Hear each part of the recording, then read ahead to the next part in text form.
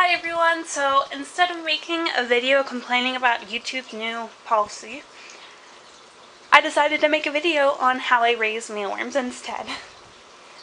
So I use mealworms as feeders for my crested and gargoyle geckos, and I also donate them to my local wildlife rehabilitation center, which I volunteer at.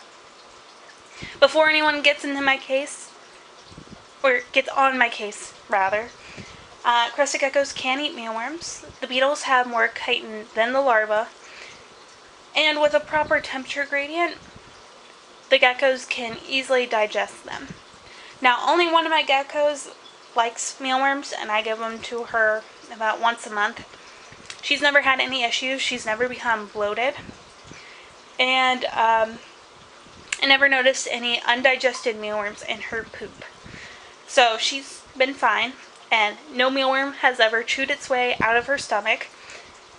I feel like that's a really hilarious myth because the worms can drown in a drop of water, so I doubt they'll survive stomach acid. The most dangerous part of feeding mealworms regularly is that they are fatty. Now, fat by itself is not a bad thing, but overdoing it can lead to complications such as fatty liver disease. Now, with that being said, let's get into it. So obviously I'm raising my guys on oatmeal.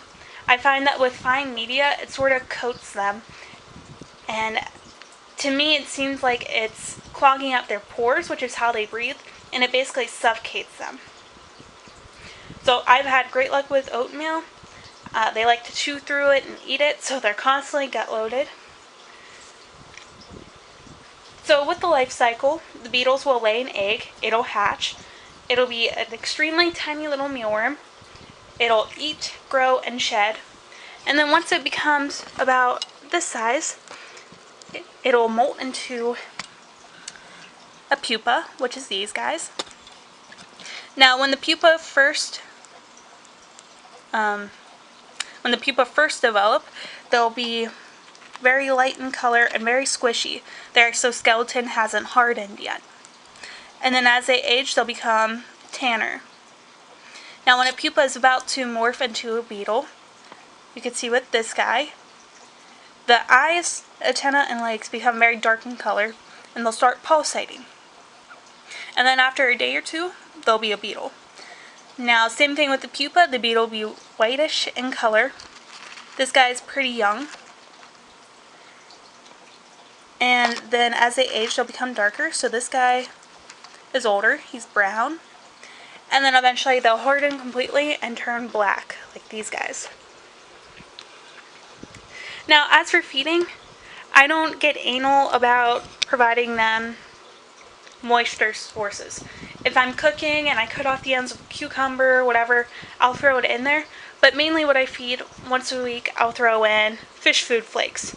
This provides them protein. I also prefer larger pieces of flakes because I feel like the mealworms and the beetles notice them better than the smaller flakes. And also, it's easier to notice if they've been eating them. Now, as for my daily routine, you don't have to do this daily, but I like to do it. I find it very relaxing. I'd recommend doing it at least once a week. But I'll check the pupa cup. I'll take out any of the beetles,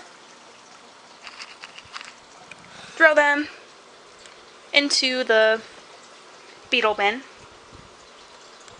and then I'll check the mealworm bin and grab any of the pupa, throw them into the cup.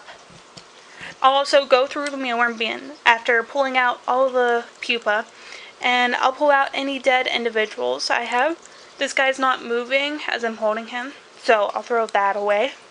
I'll take out any old food that I notice, and I'll take out sheds just because they're annoying.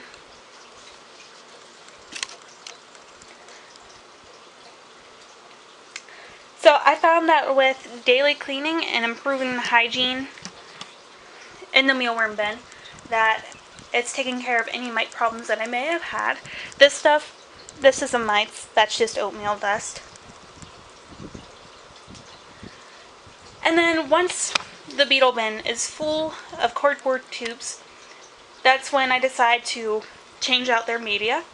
So I'll take out everything, throw out the tubes, collect all the live beetles into one cage, and then I'll throw the oatmeal into the mealworm bin, give them fresh bedding, and put all the beetles back. So I kind of want to show you guys what I do for that, since it's getting to that time. So I've decided that to become better connected with my audience, next Thursday, February 8th, I was going to do a live stream at 2 o'clock to show you guys what I do. I find it very therapeutic and relaxing, and I hope you guys enjoy that too. But also, I feel like this will be a better way for you guys to communicate with me. You can ask me any questions, we could talk about YouTube's new policy, and yeah, I feel like it'll be very fun. I'm hoping that my work schedule and internship will give me that day off. I'll find out on Saturday though if that'll work. If it does, then it'll be on, and if not, I'll let you guys know. But yeah, I hope you guys enjoyed this video. Please rate it, and I'll see you next week. Bye!